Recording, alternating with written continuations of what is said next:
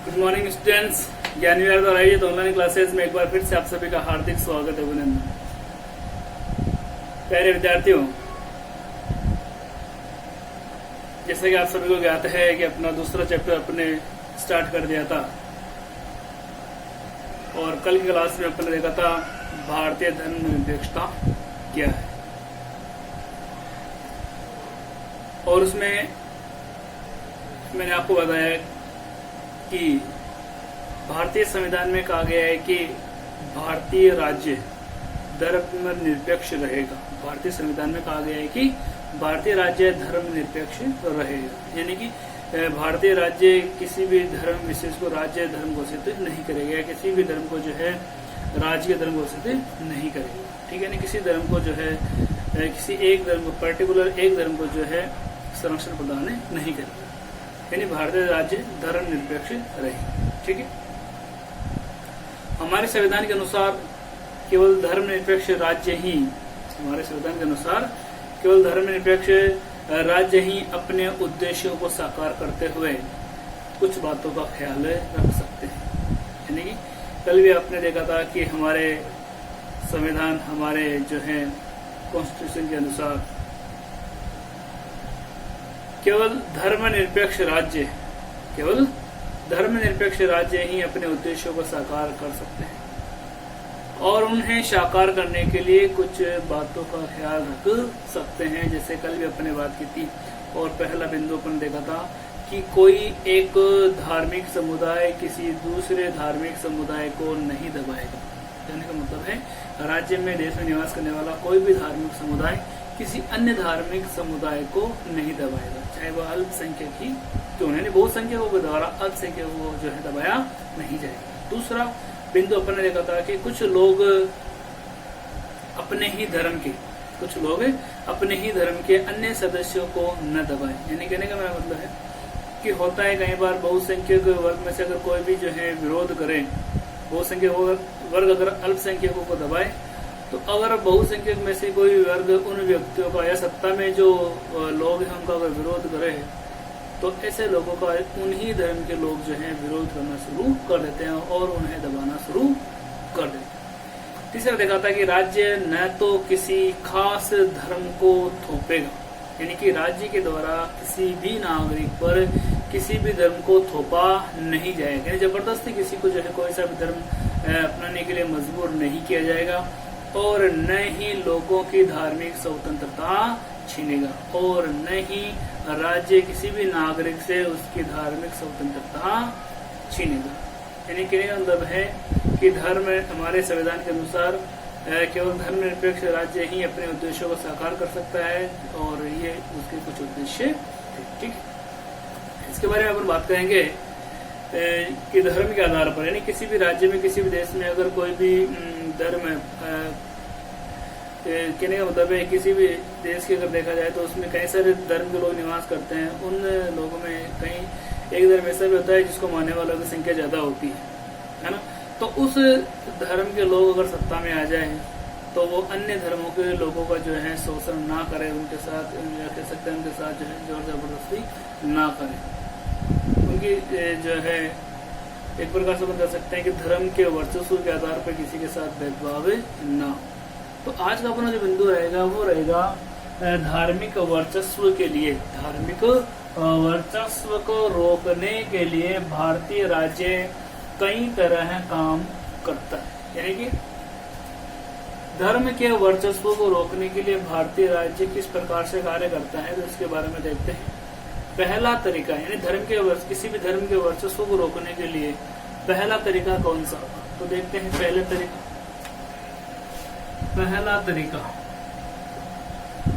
पहला तरीका यह है कि वह खुद को इसका मतलब है कि राज्य अपने आप को धर्म से दूर रखता है। यानी कि धर्म के वर्चस्व को रोकने के लिए जरूरी है कि राज्य अपने आप को धर्म से दूर रखे, यानी कि अपना कोई पर्टिकुलर कोई धर्म घोषित ना करे, कोई भी राज्य के धर्म जो घोषित ना करे, अपने आप को धर्म से दूर रखे। तो खुद को धर्म से दूर रखता है। भारतीय राज्य की बागडोर न तो किसी एक धार्मिक समूह के हाथों में है, अपन कह सकते हैं कि राज्य अपने आप को जो है धर्म से दूर रखे, और अपन देख सकते हैं कि भारतीय राज्य की जो बागडोर है, जो सत्ता है, वो किसी एक धार्मिक समूह के हाथों में नहीं है, धार्मिक समूह के हाथों में है, और न ही राज्य किसी एक धर्म को समर्थन देता है। कहने का मतलब है कि भारतीय राज्य की जो बागडोर है वो ना तो किसी एक धर्म विशेष के व्यक्ति के हाथ में है, और न ही राज्य किसी एक धर्म को समर्थन देता है। तो साधारण कह सकते हैं कि धर्म के वर्चस्व को रोकने के लिए जो प्रमुख कार्य है उनमें पहला तरीका ये है कि राज्य अपने आप को धर्म से दूर रखे, और राज्य की जो बागडोर है, भारतीय राज्य की जो बागडोर है, वो किसी धार्मिक समूह के हाथ में नहीं है, और न ही जो है एक धर्म को यहाँ पर जो है भारतीय राज्य समर्थन देते हैं। भारतीय संविधान में सभी धर्मों को जो है समान अधिकार प्रदान किए गए हैं। ठीक है, दूसरा तरीका देखते हैं। दूसरा तरीका क्या है धार्मिक वर्चस्व को रोकने के लिए? दूसरा तरीका ये है अहस्तक्षेप की नीति। हस्तक्षेप नीति का मतलब है किसी के धार्मिक मामलों में हस्तक्षेप नहीं किया जाए। सभी जो है अपने अपने क्षेत्रों में अपने अपने जो है धर्म को मानने या धर्म के पालना करने के लिए स्वतंत्र है, किसी के साथ भी जोर जबरदस्ती नहीं की जा सकती। ठीक है, तो कहने का मतलब है दूसरा तरीका यह है हस्तक्षेप की नीति, हस्तक्षेप की नीति। इसका मतलब है कि सभी धर्मों, हस्तक्षेप की नीति का मतलब क्या है? सभी धर्मों की भावनाओं का सम्मान करने, यानी कि देश में जितने भी धर्म हैं उन सभी धर्मों के भावनाओं का सम्मान करना, और धार्मिक क्रियाकलापों में दखल नहीं देने के लिए, यानी सभी धर्मों का सम्मान करें और किसी भी धर्म के जो है क्रियाकलापों में दखल न दें। दखल न देने के लिए राज्य कुछ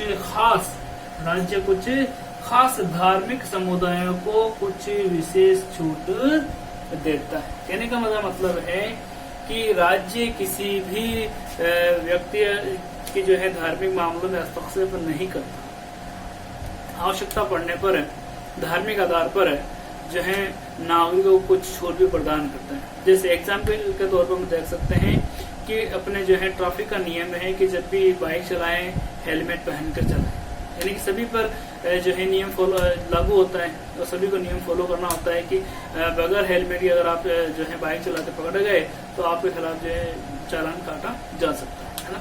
लेकिन अपन देखते हैं कि एक अपना जो अपने भारत में, हमारे देश में कई सारे धर्मों के लोग रहते हैं, और उनमें से एक प्यारा सा धर्म है सिख धर्म। हमारे जो सिख भाई होते हैं वो अपने सिर पर जो है पगड़ी जो है धारण करते हैं, जो उनका जो है सम्मान का प्रतीक है एक प्रकार से। तो उनको अपन जो है विवश नहीं कर सकते कि आप हेलमेट पहने और अपने पगड़ी को उतारें। तो ऐसी स्थिति में हमारे जो है संविधान के द्वारा या हमारे जो नियम कानून है उनके द्वारा धार्मिक आधार पर उनको कुछ छूट भी दी जाती है। यानी कि नियम तो है हेलमेट पहन के गाड़ी चलाएं, लेकिन अगर सिख धर्म का कोई व्यक्ति है तो उस पर ये जो नियम लागू नहीं होता। वो जो है अपनी पगड़ी जो है पहनकर बाइक चला सकता है, यानी कि उनको जो है विवश नहीं किया जा सकता, क्योंकि वो उनके धार्मिक मामला। ठीक है, आगे देखते हैं तीसरा तरीका। तीसरा तरीका है हस्तक्षेप का तरीका, यानी आवश्यकता पड़ने पर जो है राज्य नागरिकों के धार्मिक मामलों में हस्तक्षेप कर सकता है। कब हस्तक्षेप कर सकता है? जब समाज में कोई जो है गलत प्रथा प्रचलन में हो या समाज में जो है अंधविश्वास का प्रचलन हो, ऐसी स्थिति में राज्य जो है नागरिकों के धार्मिक कार्य में हस्तक्षेप कर सकता है।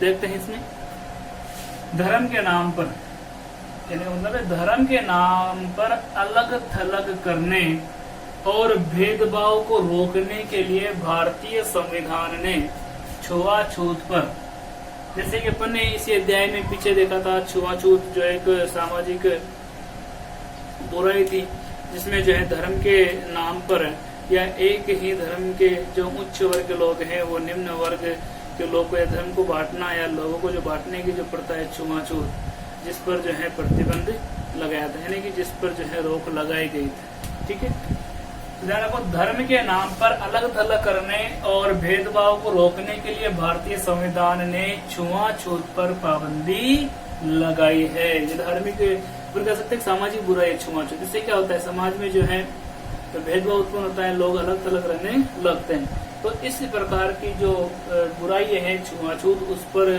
जो है राज्य ने पाबंदी लगाई है।